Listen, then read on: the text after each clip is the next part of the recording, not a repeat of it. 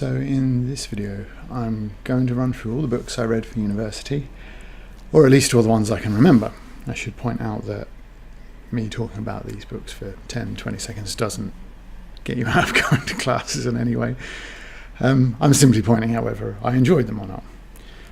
So what I did when I was running this channel and I was actually at university was I like to read the book and put a review up before I had a lecture on it. That way I was giving you my opinion that was quite raw and not moderated, or hopefully more informed.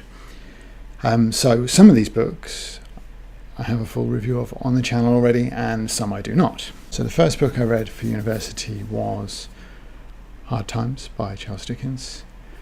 This was my first exposure to Dickens, and as it was the first university book and the only book I had in that semester, I actually read it 3 times, and it wasn't until the second time that I realised it's supposed to be funny. Everything I've read by Dickens since this one has been better than this, but this is still a pretty solid social problem novel. It's mildly amusing, it's quite affecting, it's just not in the same league as Oliver Twist. So the next book was Moll Flanders, Daniel Defoe.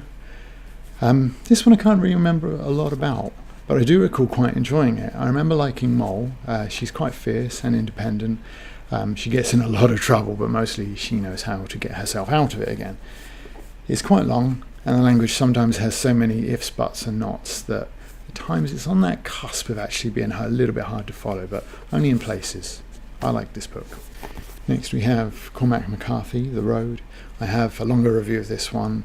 I wanted to hate it at first, but I ended up loving it. It's quite touching, the relationship between the man and the son particularly.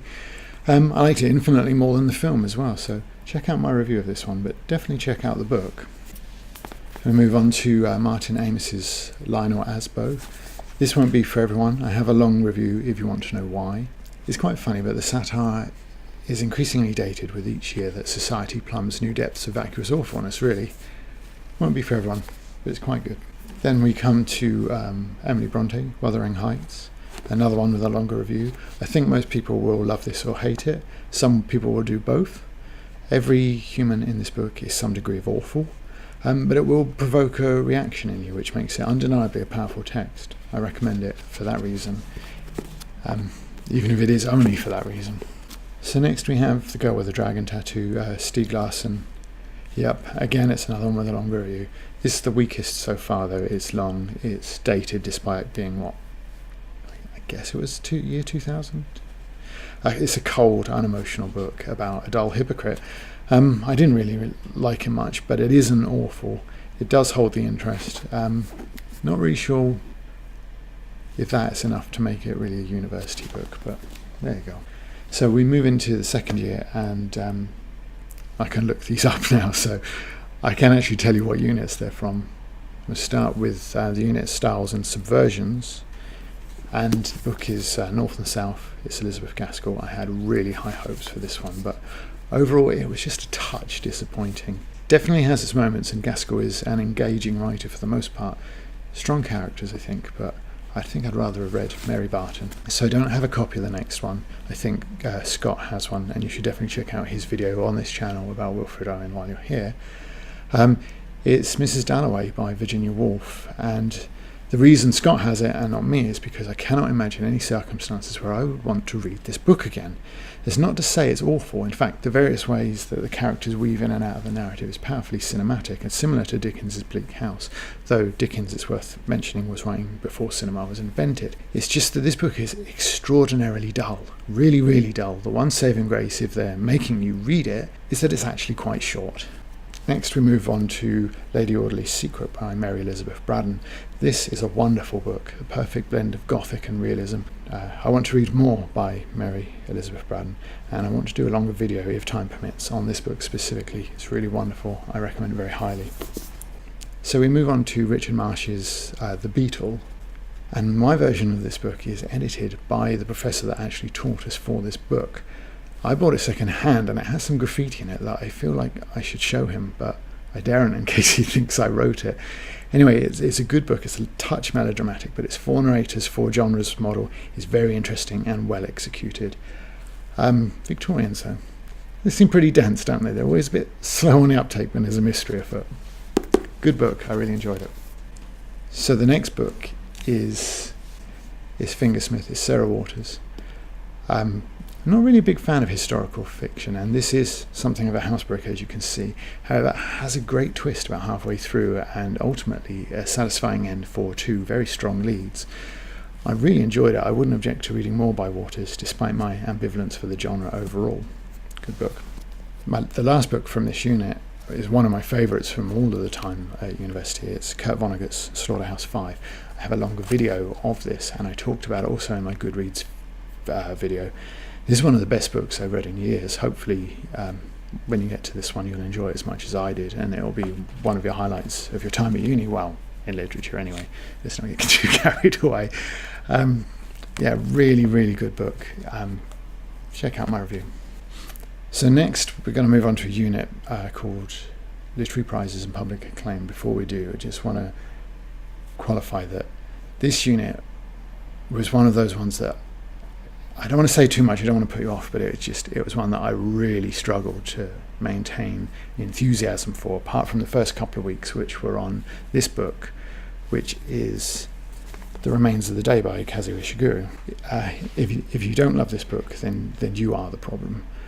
It's just fantastic. Very similar in tone to Never Let Me Go, another uni book. Different themes, different characters, the same powerful, engaging style. It's another really, really good book. Highly recommended. So this unit was characterised by its pursuit of being as politically correct as it possibly could, which rather blew up in their face a little bit when Junot Diaz was caught up in the Me Too movement, because the next book is The Brief Wondrous Life of Oscar Wilde. Putting politics aside, until the next book at least, this book is in Spanish. Well, a lot of it is anyway. I was Google translating like crazy. That said, it's very enjoyable despite that level of difficulty if you're not multilingual.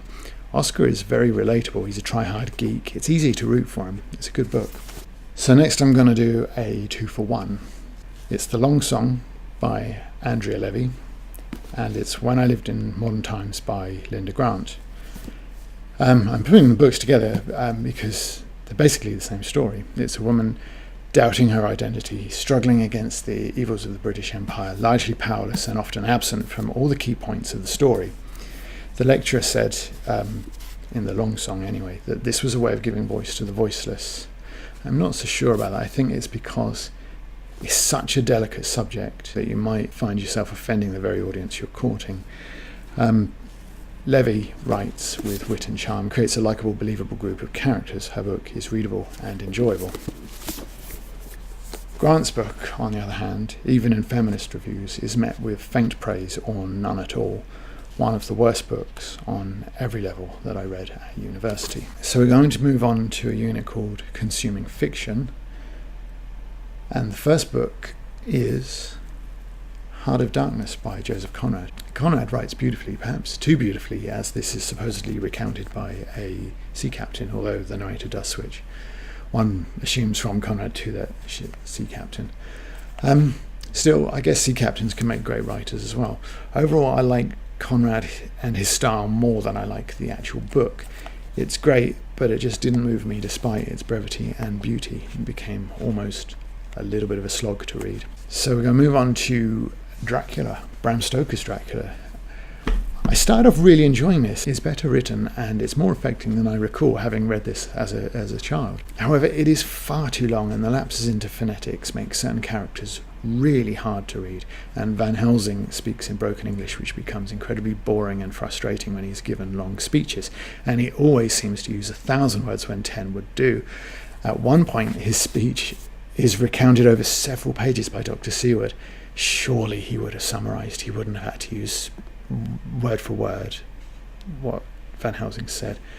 By the end of this book, I was thoroughly bored of it. But the last 10 pages are worth slogging through 400 wall of text pages to get to. Overall, it's a bit of a mixed bag, but pretty solid. So I'm going to move on to Anne Bronte, Tenant of Wildfell Hall, another book with a longer review online. I'll try to put links in the description, but obviously there'll be quite a few.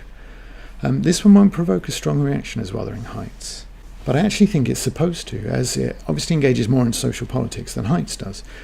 With one or two caveats that I discuss in the long review, it's generally convincing, it's very solid, but it just, like I say, it won't provoke that same reaction as Heights. Good, but not great. So next we're going to move on to Cranford, Elizabeth Gaskell. And I have to say that I really loved this book. It's really great, it's really fun, there's lovely characters, there's a sleepy pastoral vibe. It's just great.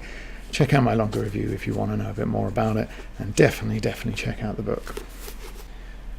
So we're on a bit of a roll because the next one is Oliver Twist by Charles Dickens. I also talk about it a bit in my Goodreads video.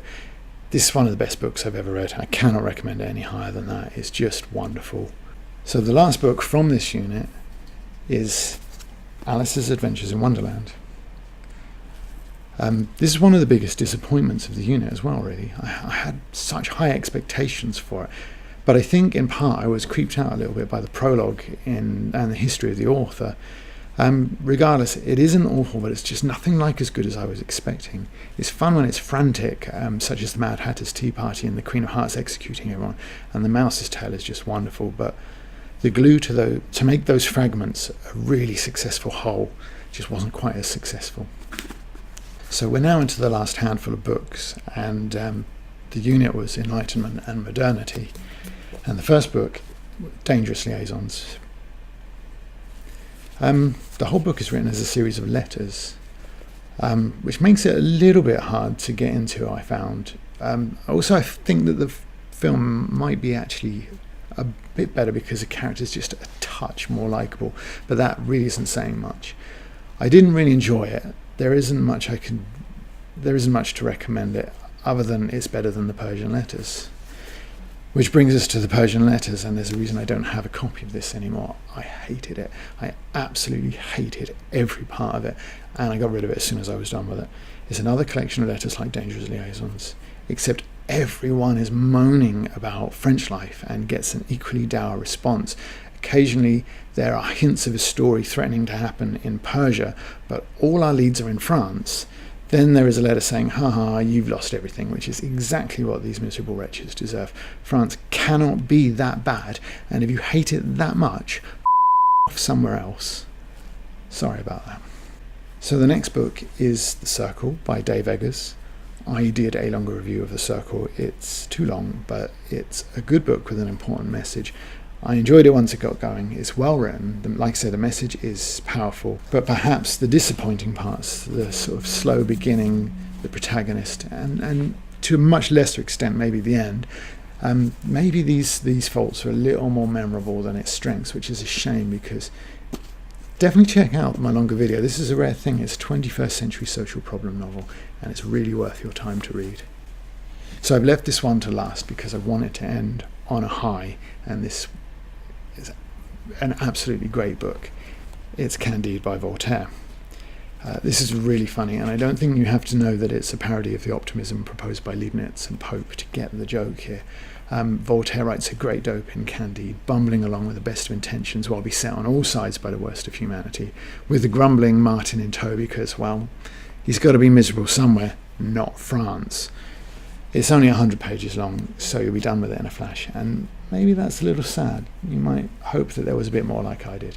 One of the most enjoyable books I read in 3 years at university. So thank you for checking out my video on all the books that I read at university. I think most of them, if not all of them, have something, if not quite a lot, to recommend them. And I hope that you enjoy reading them and your time at university as much as I did. I'll see you in the next video. Goodbye.